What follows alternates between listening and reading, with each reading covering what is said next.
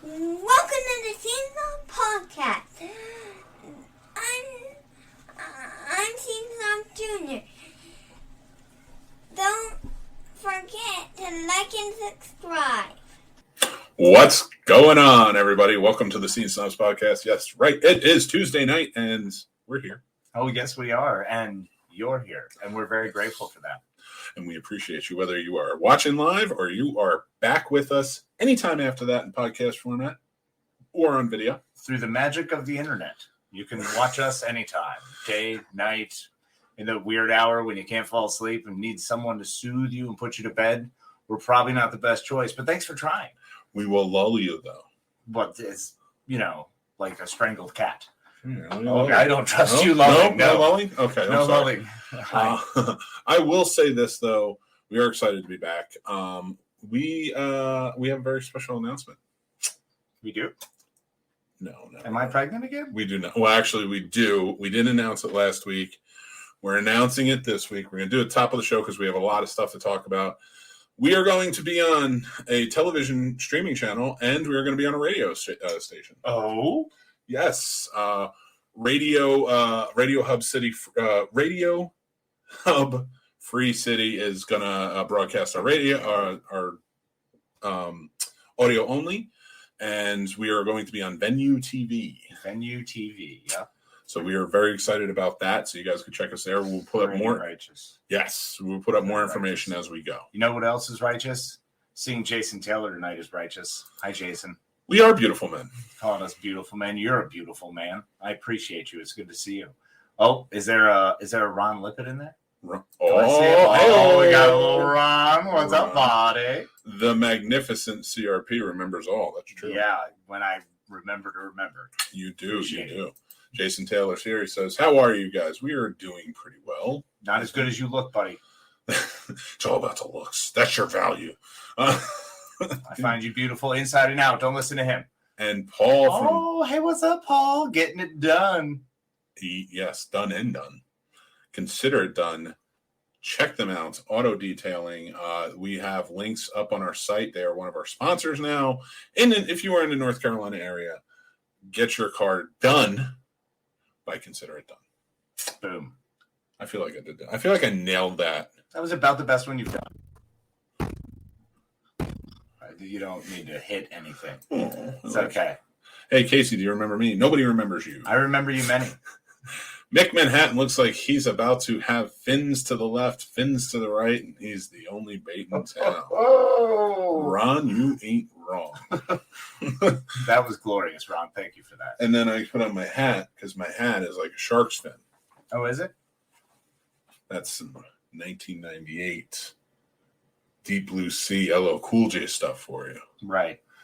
I'm getting my Magnum on tonight. Yeah, I see you just really pimping it. You're sending out some vibes this evening. You're really strutting your stuff. You're just airing it out, man. It's beautiful. Yeah. Look, as someone who does this all the time, it's true. It's beautiful to see you joining. And I'm happy because I feel like part of this is my influence. And even if it isn't, I'm taking all of your color going on. It's a beautiful thing. It's wonderful. You should always shine. We're going to talk about some. The name of the episode is Seriously Absurd. We're going to talk about some serious events going on, current events happening right now that I just don't think we can not talk about. I mean, we could. We could just not talk about them. It could be like Thanksgiving dinner. It's just a bunch of people hanging out, not talking about the stuff. Wow, your Thanksgivings are way different than mine. Why, you guys talk about everything? I don't. Oh, you're in Jersey. You guys yell at people. No, we don't. I've never had anybody, but thanks. Oh, yeah, because you were an orphan. I'm so sure, Jersey City. Come on with all your stories. Stop it. It was like an Oliver Twist episode. More? Me looking like Jabba the Hutt, walking around like, can I have some more? I'm starving. Me in the background. Oh, my God. Oh, sort of. Yeah, that's what I look like. I know. No, you don't. You stop it. You look beautiful. Yeah. You're a magnificent human. Hawaiian shirt that I have. Right. Well, I did want to, I kind of want to open up a little bit, talking about current events. And like I said, we're going to get serious, but we're going to do it in a way where we'll still be fun. So hopefully you guys will be there along with us. You don't have to stay anymore. Yeah, just beat it. We're getting serious now. Get out of here. So first thing I want to talk about tonight, a lot's been going on in Afghanistan. It's coming up on the 20th anniversary of 9/11. That's, of course, we were both there, and, adults coming into our own at that time. You were 18-year-old dummy me. Yeah, well, I mean, you soon after joined the military for you and things like that. Yeah, actually, my report date was the month after. Yeah. So, I mean, and I wanted to get your opinion on everything that's going on in Afghanistan right now. When talking about absurdity and just kind of how it's been going about. I want to get your opinion as a veteran, seeing Afghanistan being taken back by the Taliban. What are your impressions with that?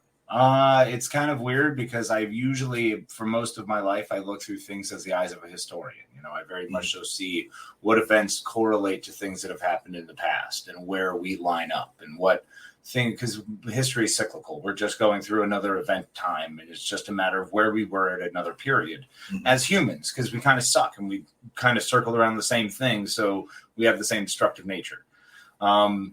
So it's sad to see, that was a huge part of our life. It's been 20 years, that's been my entire adulthood has taken place over the course of the Afghan war. So, it's also something that's happened throughout history in other places where no one's ever been able to take it. It's been this since the British, started imperialism way back when with good old Winston Churchill, as a young lieutenant, I think back then. So, I mean, it's been going on for years. It's been going on for generations at this point. And it's sad to see what happened over this course of events because it was a lot of, friends, family, and people that we were lost over there. And it's unfortunate to see. It's hard. Yeah. It's hard to try to explain this is very much so a Vietnam thing happening again, but it's also important that we do stick to our guns and potentially get out of there. As much as I wanted us to be able to support the Kurdish people and what happened over those events when we pulled out there, it's tough when you're literally looking at trading lives. Yeah, and it's hard when who has the right and responsibility to that becomes such a big nebulous thing. So it's unfortunate to see, but it's a very odd time and it's a very odd piece of history because it's curious to see what the effects will be of this in future now and where the road leads us moving forward. Yeah, that's a very good point. And one thing, speaking from somebody who didn't serve, and seeing 9/11 affected me more on a personal level of having been a firefighter and having, seeing how it affected so many people and just sickness, afterwards, especially friends and such, that almost fueled back in the day going over, fighting and doing that. But now as the years have been going on, 20 years, that's a lot of years. And seeing so many young people come back, 2 brothers go to war, come back different. For me, with everything that you're saying, on top of that, I don't want to sound callous when I say it, but it's at what point, like you said, do you just have to leave? Yeah, I mean, so then that's the problem is you see that almost that retreat. You see the same images we saw of Vietnam that inspired us to never again, to be angry, to remember that. It makes me upset to see those, because it's that star-spangled inherence that I grew up with. Yeah. And it's hard. It's hard to see that and to accept that that's what it is, but it's also at the same token, what is the cost? What does the cost continue to be? If we're always complaining and talking about trying to do things better, well, if we want to do better, we have to find a way to do it by us first, because we sure as heck ain't doing better for anyone else until we take care of ourselves. Just like relationships, man. Yeah. Just like, where we are right now. Got to take care of yourself a little bit, figure your shit out, and then you can move forward. And unfortunately, as a country, we're doing that in a really bad way, going through a lot of tough breakups and some tough realities. And a lot of things are coming to light amongst fellow communities that are stirring things up across the nation. So it's Yeah. a strange and uncomfortable and tough and difficult and confusing and problematic and exciting and wonderful and crazy, wild time to be alive. And just kind of remembering, like, right after 9/11, the closeness, and that went on for a few years. Yeah, stuck it out for a little bit. Of course, you saw it break apart a little bit here and there, like when problems would occur, but there was still like a closeness, there was still like a patriotism to people. And then to come to today and see how divisive everything is, like that in my thought process and everything is like how heartbreaking it is. Taliban's taken back over, almost being given. Yeah, I mean, they have been. Here you go. It's just all on a silver platter, and yeah. I don't know how it all came about. I don't know what the deal was. I would love to find out. I would love to know what all of the details were of how exactly all of this went down and broke down, perhaps better. Yeah. Through the fullness of time, of course, we'll find out. And I am very interested to see how all of it plays out, to see what happens. It's a sad, unfortunate time, and it's difficult to see because, especially being, the father of a daughter, it's so hard thinking about what those young women are going through, what those women who are potentially getting freedom, the potentially finally being able to practice and live in an open, free society, and now having that stripped away and returning to whatever law it sounds like they're moving back to. Well, it's there's just, there's a lot of things that factor in, and it's just a difficult time. Yeah, no, for sure. Well, we have a couple comments, and I have a couple other questions I want to get your comparison on this issue. Ron Lippitt says, father of three high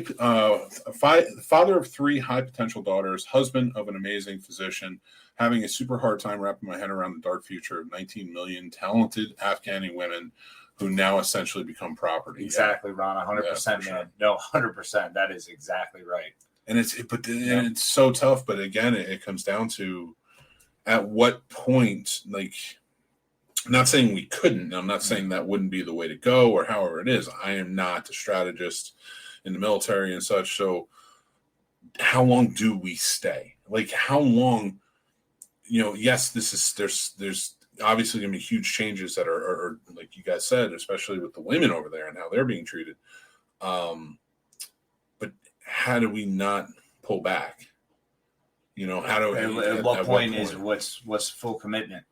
Yeah. What does that look like cost wise? And, Americans are war weary. We're kind of tired of these big wars, big expensive things, losing all of these people, friends and families, heroes who just continue to sacrifice. And it continues to be for what?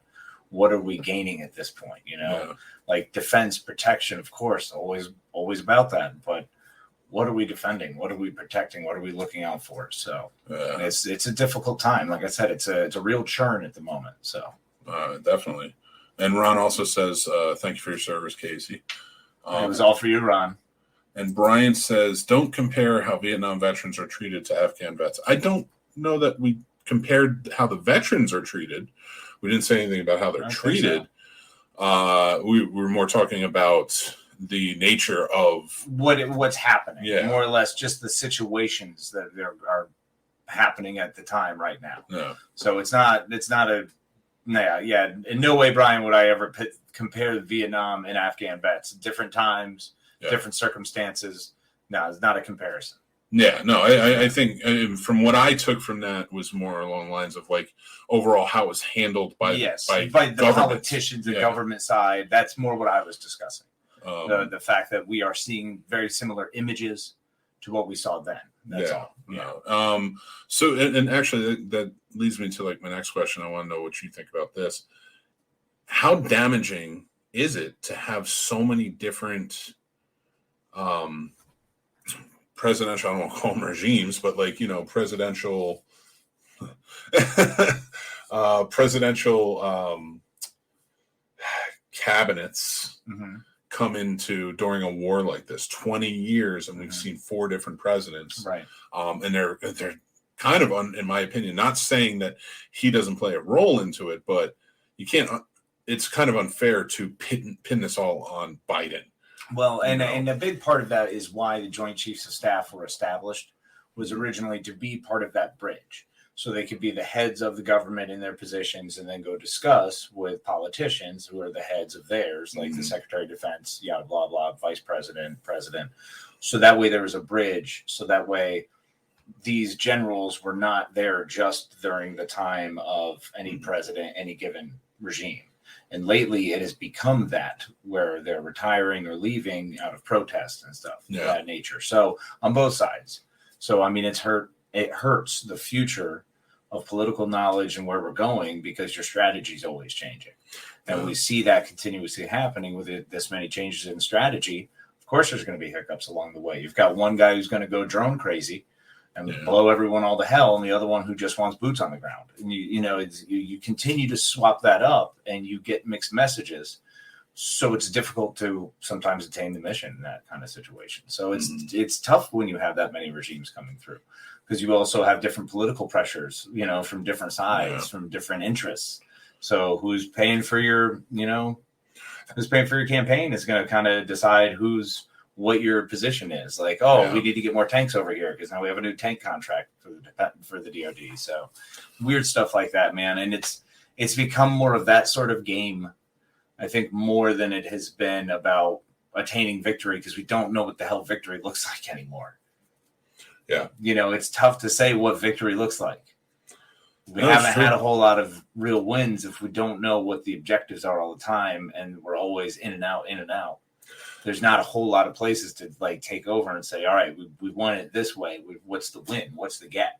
And that has changed so much, right? Because, I mean, Bush, mission accomplished. Well, the war on terror is one that's so difficult. It's opening up the world. It's constant, man. There are constantly rebellions. There's constantly upheaval. Yeah. There's constantly dictatorships that our governments are talking to. You know what I'm saying? So it's all across the board. It's just proliferation of these conflicts. And the fact that it does become a political strategy during campaigns is so hard, because it's like, it's just not what it should be. No, it's really the whole point of that is to have these chiefs of staff who are these large entities who are able to do this and communicate what the position of the military is, what their strategy is, what they're moving towards, and work with the president and with the Secretary of Defense and kind of align the mission. That's what the purpose is, not to say, no, we promise our constituents that we're bringing home this whole division. So there we go.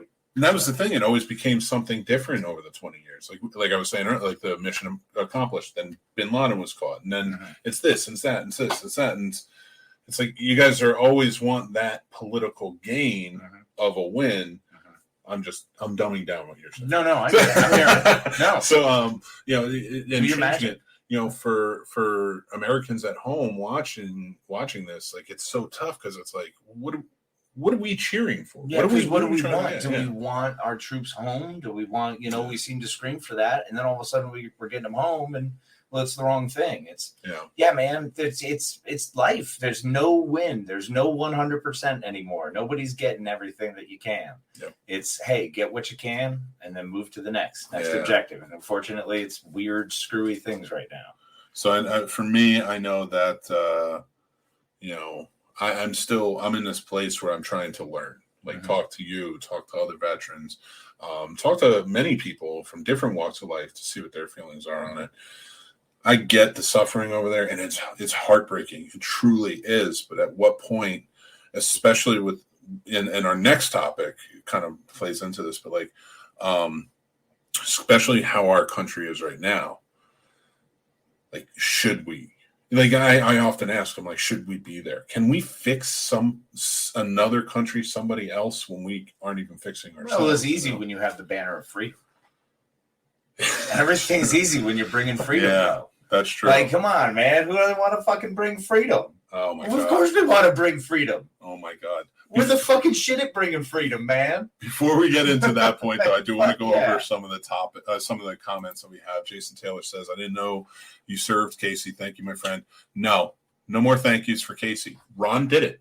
Now you guys are just copying him. It's covered. It's covered. Ron did it. Now stop trying to be like Ron. I appreciate it. Thank you. It is it's well deserved. If I'm in Taiwan right now watching the U.S. break its promises to Afghanistan and the people who aided us, I'd be freaking out. China must be licking their chops about their breakaway republic these days. I even made a Chiang Kai-shek joke earlier at work, and you know how many people got it? Nobody. It died. It fell. He didn't even get it. Just now. I didn't. No. But in fairness, I was reading. So you know who Chiang Kai-shek is? No, I had no idea. Wow, fantastic. Wait, was he in Big Trouble in Little China? Okay, nope. Let's go to the next comment. Okay, sorry. Casey. David Lopan. Okay, good. Casey, I never knew you were military till today. Thank you for your service. Absolutely, Brian. Kingsley, another veteran, right? Kingsley's Mm-hmm. Yes. Thank you, Kingsley, for his service as well. Thank you, Kingsley. Love you, brother. Check out his show. Absolutely. Main Street Cinema. The entire premise was flawed. Where did the $2 trillion go? We raised per capita GDP from the hundreds, and it's now 570-ish. They went from crazy poor to really poor. Would more time fix that? That's a great question. You know, and that's the thing. If we were willing to spend time on the infrastructure, if we were willing to invest more time on those aspects, of course, we could give them a boost and probably get all of that moving forward. It's just really difficult to foresee doing that just as a nation. I don't see enough people getting behind votes for that. And that kind of blows it all up, man. Yeah. So, Ron says, I don't think anyone disagrees with us leaving. It's the chaos of our seemingly unplanned departure, which stinks. And a lot of that is unfortunate because a lot of military things have to be done unplanned. At least to us, it seems unplanned. They've probably planned it for months. There's an exit strategy. It's just when they're told, get up, go now, it's what you do.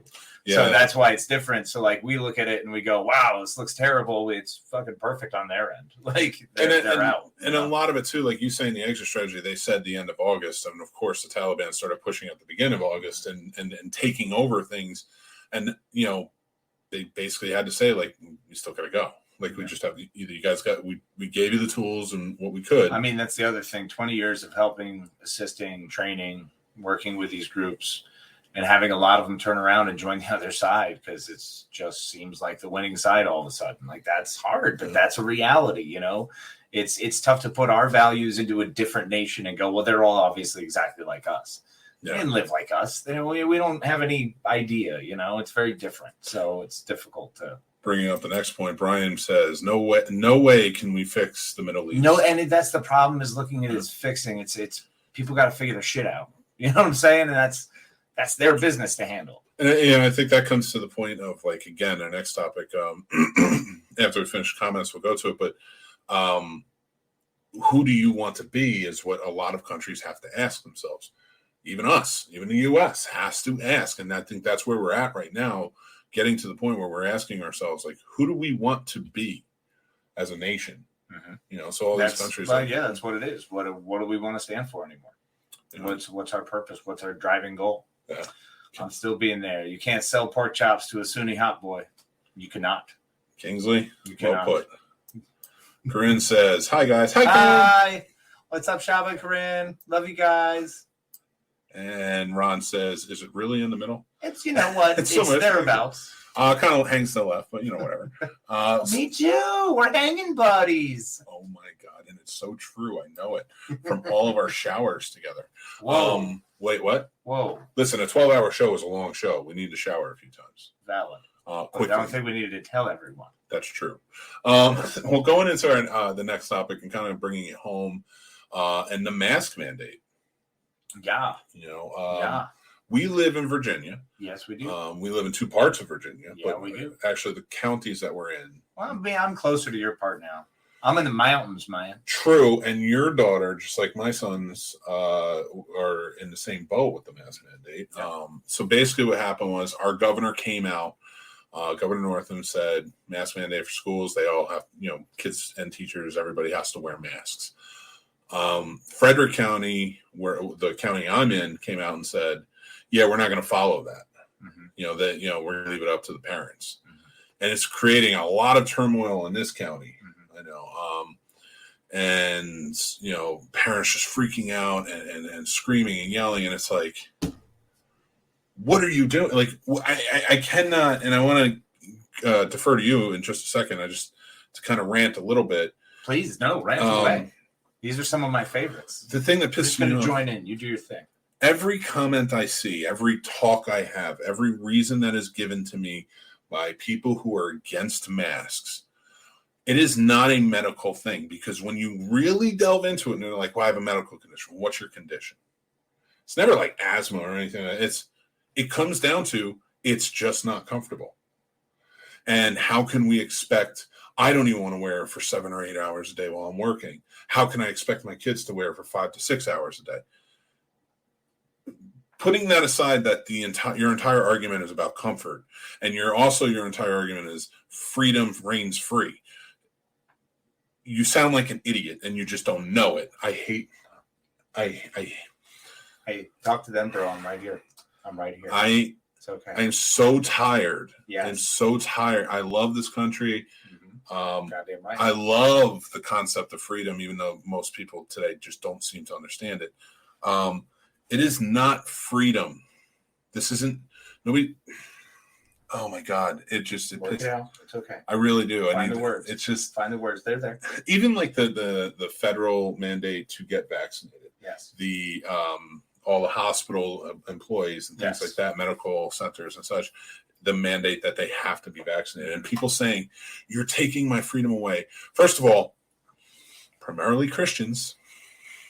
And that's fine if you want to be a Christian, but when you are holding up a sign that says "My body, my choice," as a Christian, and you've shamed a young woman in the past, shame on you. Your fucking freedom bullshit needs to burn in hell. It is not freedom. They're not taking away your freedom if they're requiring for the job that you have to be vaccinated. Yeah, it may be hard. You may lose a pension. You may do this, maybe that. But if you're really on your principle, it's just a requirement. It's not taking away your freedom. You can go get another job. And there are a lot of places hiring. So I'm so tired of it, man. I'm so tired of it. Well, because it's upsetting. Because it becomes, I'm always on the fence, because I truly believe in, you want freedom? You can have as much freedom as you want. You can have the freedom to go kill yourself, to go walk right off that bridge. Hopefully and you don't. No one tell you any better. That is as much gosh darn freedom as I believe people should be able to have. Unfortunately, if you want to live in a society with different rules, considerations, we want to talk about longevity and respecting people's right to live and not infringing upon their rights. That's the issue. The infringement is coming by potentially what you could be passing on to someone else. Yeah. That's infringing on their right to life, liberty, pursuit, and happiness. And that is my counterpoint, is what gives you the right to infringe on someone else's rights. And it's so amazing to me that nobody gets that. And, I want to go to the comments first, but I'm going to ask you some questions. We can kind of go back and forth on it. We're going to play a little game called What Do Americans Value More Than Children? And we'll get to that in just a second. So, Corinne, we love you too. Thank you for watching and always supporting. Brian says, we can't support a country and provide weapons when they bounce and give those weapons up. It's true. It's just what more wasted money, Brian. Yeah, it's true. Where we are, they're withholding federal aid to schools that make masks mandatory. What? I don't understand things. Things are upside down and confusing. It's like we're in a strange spiral. It's like I'm living. I don't know. It's so weird, man. It's so weird. It hurts my face. But it also makes sense, because sometimes people just want to be right. And that indignation and righteous anger has just been allowed to be accepted. And, it comes down to that whole consequence culture. Somehow we skipped over that. We've rammed into cancel culture, but consequence culture is coming back. And unfortunately, people want to think that their actions are not the ones that are going to have the bad results. It'll never be them. Could never happen to them. And it's that kind of attitude that creates and fosters a lot of, unfortunately, uninformed and possibly harmful decisions. And it bugs the hell out of me. As it should.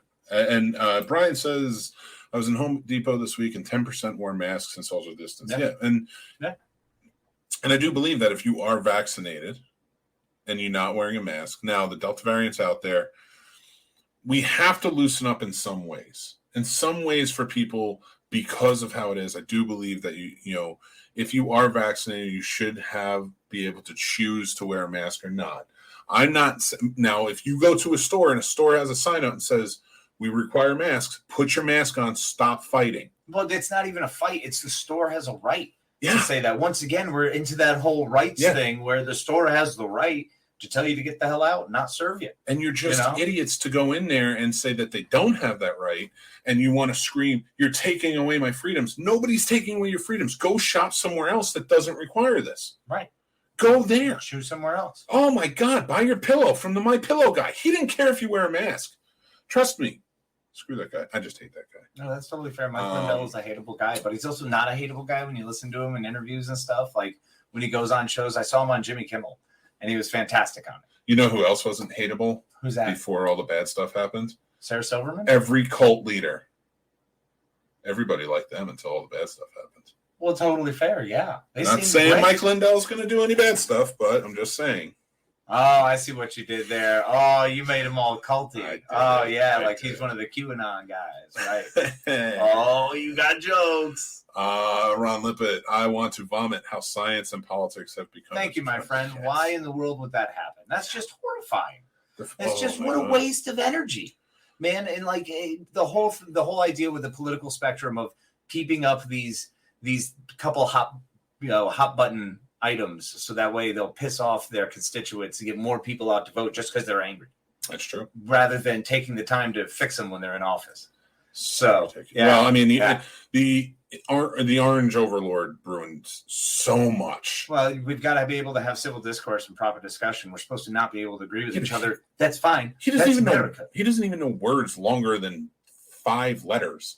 Like, so well, I'm sure he knows a couple. Yeah, asshole. There's one. Brian says, I won't vax because I'm in the pharma industry and the data is not clear. Now, here, before we get into it, I want to say, you are perfectly within your right to not get vaccinated. Absolutely. I am at that point where you don't want to get vaccinated, that's fine. And I'm not going to shame you for it. Nope. No one should be. If you're not vaccinated, you can't go out and start screaming about this, that, or the other thing. Again, if you go to a store and they say you're not vaccinated, if you're not vaccinated, you can technically get out and do whatever the fuck you want because it's still America. So you can do whatever you want. And I fully support everyone in doing whatever the hell they want as long as it doesn't hurt or infringe other people's rights. Yep. That's it. So there you go. So if you don't want to be vaxxed, that's fine. Just please don't.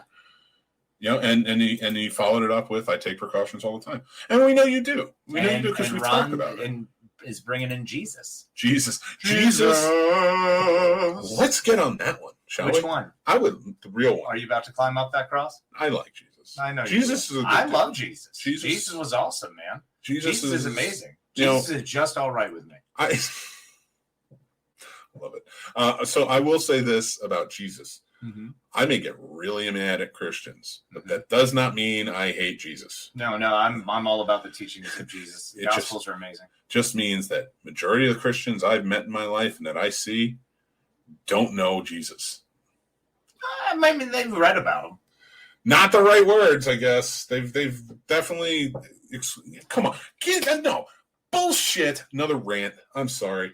Bullshit. Sorry, this is glorious. Go. I went to Catholic school for 12 years. Yeah, you did. I had to read that book. Easy. And do you think I read the whole thing? Of course. No, I didn't. No, I did not. What? I wrote a lot of it because I was always in trouble. Well, yeah, fair. I'm telling you, I did not read that whole book in that 12-year period.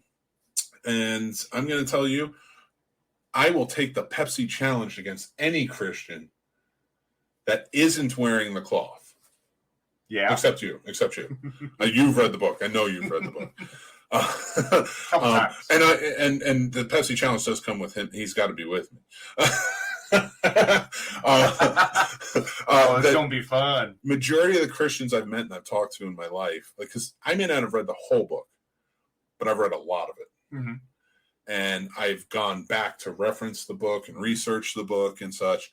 And I will say this. Most of you motherfuckers have never read that book. And I don't care what you say. You quote it all the time, but you're actually quoting is the things you find on the internet. I love it. Let's go. We got to go through the comments first because they're calling up. And I love it, and I want you to go.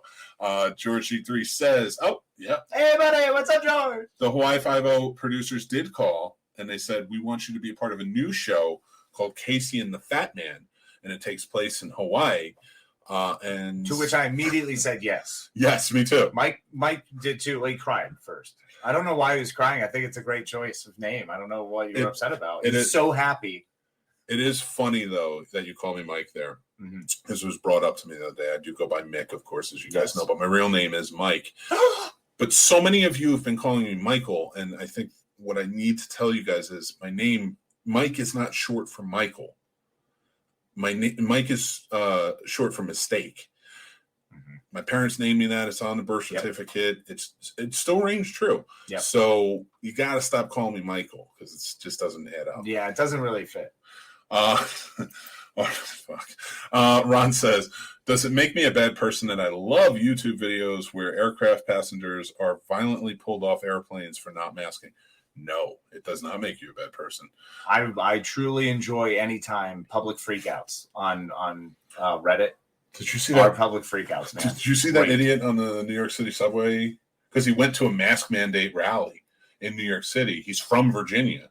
Well, that's a winning. And there's a woman wearing a mask, and he's not wearing a mask, standing right over her. She's an old woman, and there's like nobody else around. And he's screaming in her face about freedoms being taken away. Cool. He's a douchebag. That's cool, man. That's cool. Yeah, that's called aggressive negotiation. I hate that shit. Jason Taylor said, this is how Americans should be talking to each other with opposing views like humans, not so radical on either side. I love this chat. Thanks, buddy. That's because we have nobody from the extreme side coming in. Well, because it's difficult to have conversations with people that you can't have conversation with. Yeah, I think at some point you just have to accept the fact that there are many people on this earth that I love dearly who I simply cannot have certain conversations with about certain things. Yeah. You know, that's all there is to it. And there's nothing bad about that. There's nothing wrong with that. That is c'est la vie. That's living, man. I don't want to put any infringements upon their day and make them feel like they're pieces of crap just because we disagree. We also agree on 400 other things. So hey, all right. Well, and like that's my thing, like about the Christianity. Like again, I grew up Catholic. I do not identify as Catholic. Oh my gosh, I didn't tell you what I found out. What? Everyone. I found out that I was raised congregational, which congregational I already knew was a really cool, chill church, right? Yeah. Like I was like, yeah, this is pretty relaxed. I mean, we all kind of get together and we read some Bible, we sing like one or two songs, then we go eat, and it's rad. The congregational church is directly derived from the Puritans who landed. So, screw your church. OG America Church right here. There you go. Boom. Well, I didn't. No, I'm not saying the Catholics are the OG. Well, technically they are. No, but it doesn't matter because they were here. Maybe not in America, but they are the OG. They're the straight up like started by Jesus church, just wildly skewed. Well, Catholicism, this means universal. So Jesus started the universal church. Well, I'm not really explaining. But was that officially the first rock? I'm just saying, was that really the first rock, bro? That's fair. Bro, that's fair. I'm not gonna. First rock. I cannot take that away from you. My problem is though, I don't because of everything the Catholic Church has done, I don't associate with the Catholic Church anymore because they're wildly wrong on so many things. Oh, yeah. And that's putting it so lightly. Yeah. But watch Spotlight. Yeah. So. My biggest issue with Christianity is, again, having faith, believing in God, believing in Jesus. If it doesn't, again, hurt anybody or infringe on anybody's rights or anything like that, I'm all for it. I'm fine with it. I don't mind. I don't even mind if you live your life by your beliefs of the Bible, as long as you're not hurting or tearing people down. Well, it is like it says in the Bible to be the light, to simply live your life as best you possibly can so others are drawn to you, but you are not responsible for changing their hearts. That's only something between them and God. Yep. So right there it says in the Bible, don't be a pushy asshole. Yeah, right there. Right there, man. Like they literally just lay it out like, don't be a dick. Hey. I will bring like, you. Whoa, don't rub it in people's faces like, I'm going to not go to hell. Theologians, I will put it out there. You want to come on the show? I will put you up against Casey, and it will be respected. Oh, of course. No, it'll be a blast. I love the conversation, and I love hearing every side because the only way you grow is to learn more. And if you just respect other people, you get the opportunity to listen and learn. But at least respect some scientists. Jesus Christ. Yeah. I mean, scientists went to school for it. The thing we're supposed to respect people for, the thing that we're as children told our entire lives we need to be going to and shooting for. And then when you become an adult, you're taught to make fun of people who went to school because whatever reason. I never got it, man. There's a weird cycle. Well, I don't get it. It's so different now, though, with the younger generation. Yeah, and that is not me being old saying, well, the younger generation's done. Oh no, like, it's good on them. They're old and saying that, yeah. But I'm actually like happy with the younger generation. It's like they're like whereas we still put up with our parents' shit. We're still like we fought, but at the same time we were kind of like, but yeah, we're still Cold War kids, freedom, Star Spangled. Yeah, no, you're right. I mean, you're right. Dude, come on, we were raised by Iron Eagle for crying out loud. That was legitimately a movie I watched. It was inspired by. Come on. I mean, Rocky ended communism. We know that. So for me, seeing a younger generation really step up and be like, we are tired of all your shit, and we're going to make a better life for us, and they are. I respect it and I'm all about it. And you know what? The world belongs to them. You know, I want them to make a better world, the generation after us, so my kids will live in a better world. That's the whole point of it, because I'm not going to see it. It's that whole line with by Chiwetel Ejiofor in Serenity. Yeah. That whole I'm a monster. There's no place for me in the future better world. You know, I know my place, you know, but it's for the future. It's for the better worlds, for better lives. I want to be that old person who grows up and that these young people look at and are like, thanks for changing. Thanks for thinking about things. Thanks for listening to what we were saying. Not that old person who's like, you're messing everything up and all my comforts are gone. It's like, well, you know, I'm going to be 40, you know, and I'm not saying like I should, you know, first of all, my whole thing, we can go do a whole episode on how I feel we should be treating older people. Yeah, there's a lot there. You know, we can unpack that. You know what? We shoot one serious episode once every like 6 months, just to remember. We got to do it. Just open up dialogues on that front. Make it a 4-up. Make it like the C-SPAN call-in show where we're just all right. And now we have next on the line, Robert. Robert, why don't you go ahead? Jason says, identify as Christian. 100% agree with you, Mick. Well, you're smart. And that's the best way to be, is just agree with Mick. I mean, you are smart, Jason. Do I have a new t-shirt? Just agree with Mick? No. We do have merch. We got merch. Chris, what's up, man? Nice Mega PI starter kit, Mick. The starter kit. Oh my, I love. Wait, does that make me Higgins or TC? No, I can't be T. I'm not that cool. You can't fly a helicopter. Not Roger Rod. Anyone? No, Rick. Rick was the other guy who owned the club or whatever. Yeah, who definitely was always doing blow.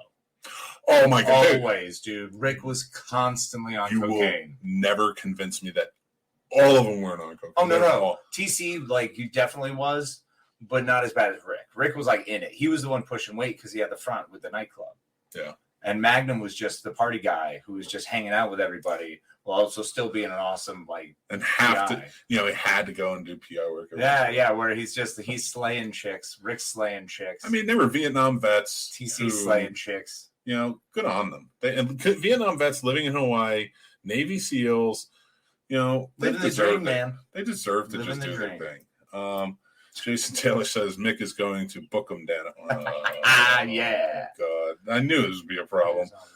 Agnostic. What about a former Catholic that converted to Islam that's now agnostic? You have 2 hours. Yeah. I do. It's my show. I can do whatever I want. Yeah, and Kingsley would be a glorious conversationalist for that. Oh, Kingsley! I want Kingsley on the show. I just awesome. Kingsley and everybody else who wants to be on the show, because I'd love to have Ron on the show. Oh yeah, you know, like there's a bunch of people I want to have Jason on the back show. on. I've always wanted to be on the same show, share a screen with Ron.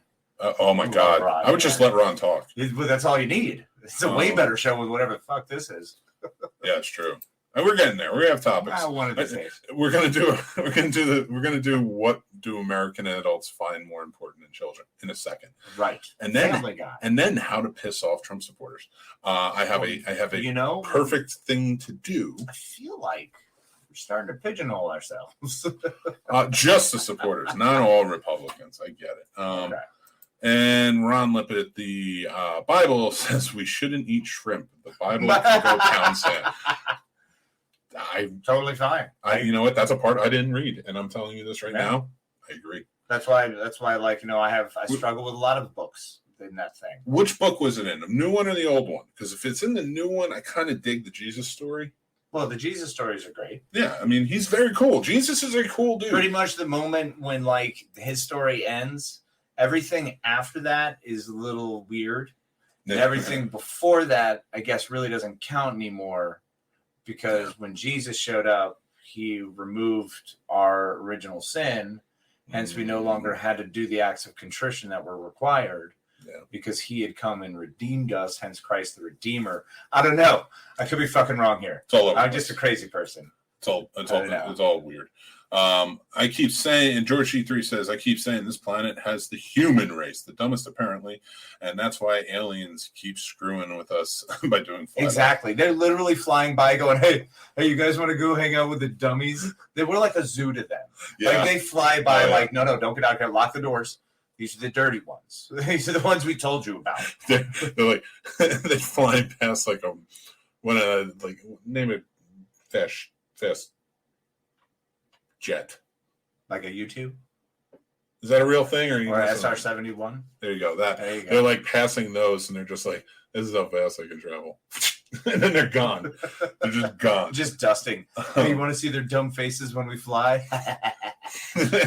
Idiots. Turn off the cloaking device. Ha fuckers. Listen, literally every alien that you see is basically like when we were teenagers driving past somebody going, they just stole mom's car and they're like, come on, man, let's go party.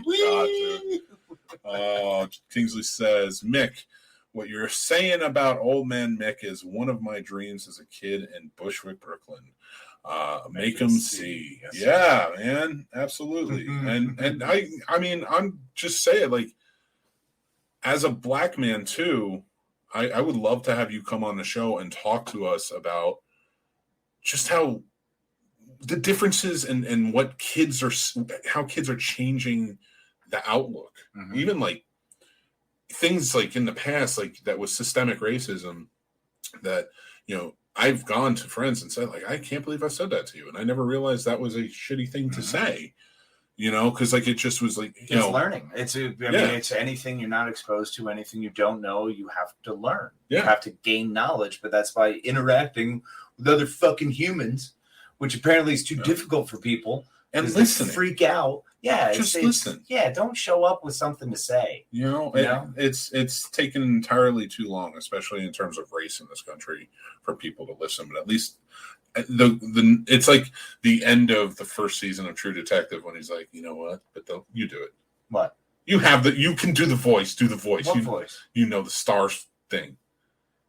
Sometimes I look up. There you go. And I just think like it's the light. And unfortunately, the light's getting burned out, and the dark is winning. Oh, hell, that's not right, Russ. You're looking at it all wrong. See, what if it started as dark, and the light's starting to win? Boom, there you go. Boom. That's what it is. I feel like really bad Woody. That was a really McConaughey Woody. Yeah, it was McConaughey pretending to do it. That's what it was. It was a McConaughey super Woody. Deep. Meta. Watch True Detective season 1. Yeah, that's what we'll say. Yeah, and then you can watch season 2. Season 2. All right, watch it. It's good. Season 2 is good. It's good. If season 1 didn't exist, season 2 would be phenomenal. Fair. Season 3 is way better. Way better. Oh my god, man, Marshall Ali. That man chews screen beautifully. Oh my god. I want like a movie with just him and Idris Elba and Chiwetel Ejiofor just all squaring off time. And David Oyelowo. God, I don't know how to say his name. So just black actors that are popular today? No, what? I'm just kidding with you, man. That'd be an awesome movie, right? And then if we are sticking with black actors, you throw Regina King in there because she could direct. She was amazing. Yeah. Oh my god, her One Night in Miami was amazing. I'm going to get Scholastic for the next topic. Maybe. The old one. Okay. The Jewish part. Okay. Yeah. Very fair. Very fair. Gotta love the Torah.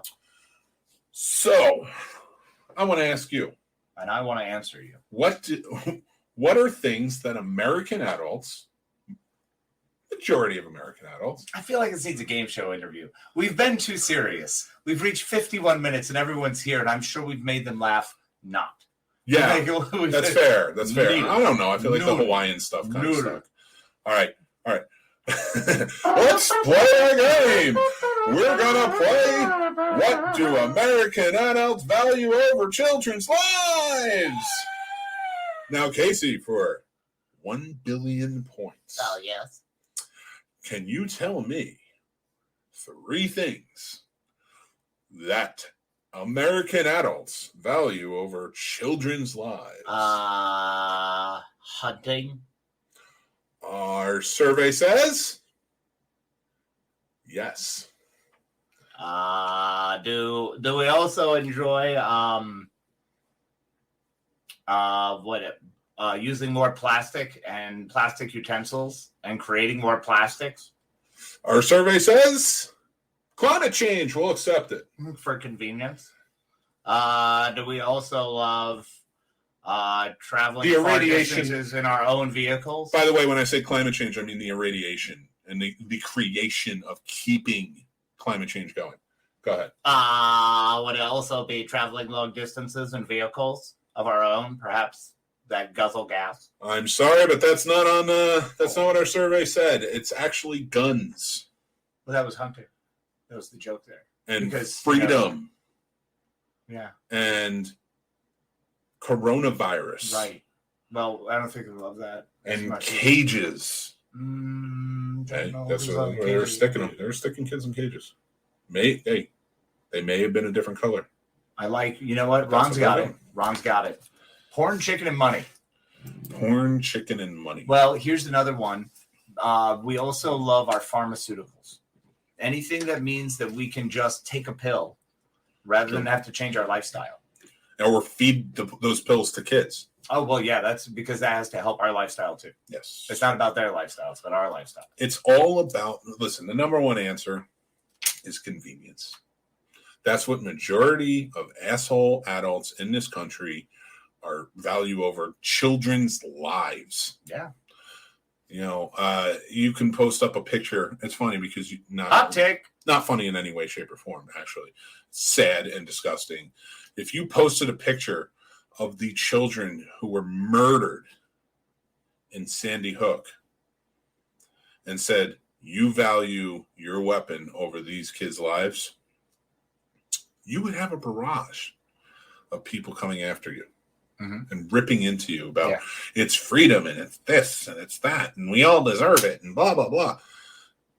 If children are dying or children are suffering at the hands, so that way you can keep whatever bullshit freedom is in your mind at the moment, it ain't worth it. I'm sorry. I feel like freedom. I feel like one of the biggest things that honestly what it comes down to, you know what people like, what Americans love more than children is being right. That's what it comes down to. It's a matter of being right. They want to feel right. It's a matter of the right to their opinion, whether their opinion is right or not. And I'm very guilty of that from a younger man's, perspective. When I was younger, I did that all the time. I felt like I had the right to throw my opinion around and everyone was going to listen to it and it meant more and be out of blah, blah. And as you get older, it doesn't matter. That's not necessary. That becomes more hurtful, detracts from anything, from anyone gaining, from anyone growing. And that's just more important to use that to work together. And unfortunately, being right has come at the expense of being correct. And being right is often looked upon as like having freedom. And the fact of the matter is, being right is not important. Doing right is what is important. And it pisses me off that nobody's willing to do it. But they're more than happy to argue with you that they are. I mean, we look back at the greatest generation. And the reason they were the greatest generation is because of the sacrifices they made, pure and simple. And it's difficult to see moving forward why. I don't agree with that term. Totally fair, but I think there were levels of no, things were terribly wrong back then. Whoa. There was abhorrent, abject racism. There was terrible things going on in the way that women were treated. You know, there were major equality issues. There were things up and down the line that we are still struggling with to this day. I am not saying that it was best in that. I'm saying from a parental standpoint, we looked to doing better for our children. They looked for doing better and building more stability for their family. Does that make more sense? Is that a better way to say it? I agree, okay. But here's my argument. Like, I have children. I want great things for them, and I work hard for them. You don't want Tank Girl for your kids? No. No? No. You don't want Mad Max? I'm telling you, I want River to be all about some Mad Max, man. She's going to go mess some shit up. Listen, there is some level of convenience I do enjoy having, and Mad Max World is not one of them. Does it fit your tangible idea of relaxation and comfort? No, not in any way, shape, or form. That is unfortunate because it's definitely in mine. I want. Hey, we're in 2021, bro, and I tell you what, I haven't done yet. Wore my tire outfit. It's coming. Oh my god. I will say this though, and this adds to what Chris says. My children are other people's children. I get what you're saying there. The argument being not against you, but people who actually do say, "Oh, my children." This and again, it's not right. If your children are doing well and your children are taken care of, then we have an obligation to make sure that other children that we can help are taken care of too. Again, we try to teach our children. You fucking hippie liberal fuck. Where you want to hug the world? Ah. No, I want children to be safe. I want children to have a safe environment. I want children to have I would love everybody to have a safe environment, but more importantly, children. I want them to have a safe environment. Well, the safe potential to grow up and be able to proliferate and have the things we had, if not better. Yeah. That's always the goal, is, you know. I don't know what Kingsley's saying damn to. I'm probably something about how sexy you look in that shirt. You probably fired it up and you had a shade of red you got. Maybe that was I have a feeling it was to your really racist movie idea of just black people only because you wanted to propagate not being a racist. I'm kidding, by the way. You're hilarious. Casey you got is jokes. Amazing. So many jokes. No, that would be an amazing movie. I know it would be an amazing movie. You don't have to continue to tell me about my amazing movie. No, it's not. That we need to write my amazing movie. No. What are you talking about? No. I'm not right. That would be a horror movie. Can you imagine it as a horror movie? Oh my god. Oh my god. Oh, but no, let's not fucking write it. What do you know? I like it. All right. Okay, so Kingsley, we are kind of winding down, but Kingsley says legacy seeking is an innate trait even on the lowest levels.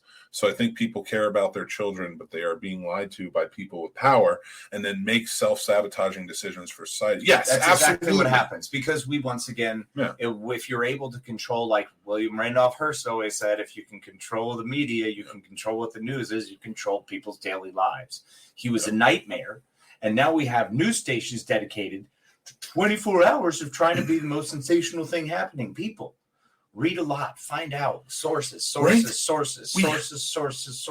We have the internet. I beg you, please. But you look up sources. You look multiple. Yes. You can't just use one source of truth. There's tons of pages. When people get, it's too much to look up. Yeah, honestly, 30 minutes. But if 30 minutes, if you really commit to it. Here's the thing: if it's too much to do, because it takes too much work to do it, then don't act like a foremost authority when you're talking about it. Yeah, admit that. That's just come to it from that, because look, if you know nothing, you always have the opportunity to learn more. Yeah. Always, and learning and knowledge is the only thing that sets us free and helps us grow and builds. Yep. So Chris says, I feel people believe one way until it happens to their kids. Seeing that all too much. Guns, death, suicide, substance abuse, gender, sexual preference, etc. But then we'll go even harder in the pain. Yes. It happens. You're going to see things change and kind of go, especially when it comes to our children. We know anybody who's a parent knows, like, that's going to be an influence. Yeah. Always. Yeah. My big thing with that is, again, it's about doing what's right, not being right. So if something bad happens, you have to pull yourself back and be like, What is the right thing here? Like, I don't think people should give up their guns. No. I'm never calling for somebody to give up their guns. Absolutely not. But there's a level of gun that you don't need. You don't need. I'm still going to say it's you're right. I think mental health checks in that scenario are they're vastly more important right now. Like, as far as, look, everything else 100%. Is going to take time, but let's get somewhere. You know what I'm saying? If you don't take one step, you ain't doing shit. Yeah, 100%. Mental health checks are a huge part of it. But before we go back down that rabbit hole, because we could have this conversation all night. We got some people saying goodnight, and I want to say goodnight to them. Ron, love you, man. Thank you very much. Appreciate you. Jason, thank you. Beautiful human Appreciate being. it. Enjoy yourself at 5:30 this morning, and if you can't enjoy yourself, I'll enjoy you for you. And I will say this. We'll finish off with my surefire way to piss off people who may lean to the side that we don't agree with. Well, no, see, stop making it that. Here's what you do. You just don't agree with certain parts of certain things, man. Be careful with those broad strokes. Okay, broad strokes create more damage. But because I'm pigeonholing them all, here's how you piss them off. You go up to them and you say, "Hey, have you heard of this George Strait? Is he an entertainer of some kind?" And everyone's head will explode. I promise you. And it's amazing. And then you pepper the conversation you have as they try to explain George Strait with you with titles of his songs in your sentences. And you'll have a fun time. Well, that would be difficult because that'd be a lot to carry from West Virginia down to Tennessee.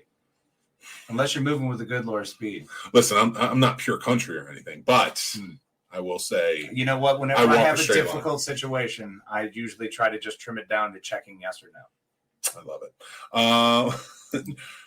George G3 says, kind of like hating Three Amigos. That just makes you a monster. It does. It makes you a monster. How do you hate that? Okay, everybody. Well, it's been a good show. I thought it was a pretty good show. A great conversation. I hope you all enjoyed this show. Yes, that's really what matters. Kingsley, and if you didn't, I want you to tell Mick. Don't tell me. Yeah, tell me. I do not take anything negative well at all. Email us at the Scene Snobs @gmail.com. That's what it is. Just go to the new scenesnobs.com website. I would defend my house with the Mosin Nagant, but I'd need massages. Pew pew. I'll give up my guns for $3,000 each and become a Hattori Hanzo within 5 years. That one I got. Yeah. I understood that reference. Believe that 100%. Okay. Well, everybody, this has been the Scene Snobs podcast. You can go check out the scenesnobs.com when we have everything. You can check out our merch, our Patreon, everything, the whole 9 yards. Yes, please join if you'd like to. Please, always a pleasure. We love you all. Thanks so much, and be kind to each other. Before we go out, I do want to show off this month's prize for our Patreon winner, which will be announced on the 31st. Which happens later. Is the movie quotes drinking game. Hooray! We will announce that on the 31st. If you sign up for the Patreon, you will be included in the choice to win the prize. But again, last one. Sorry, tell them about nooneleft.org. Check it out. All right, go check out nooneleft.org. And also, I want to say we love you, everybody. And Len, we love you, buddy. Love you, Len.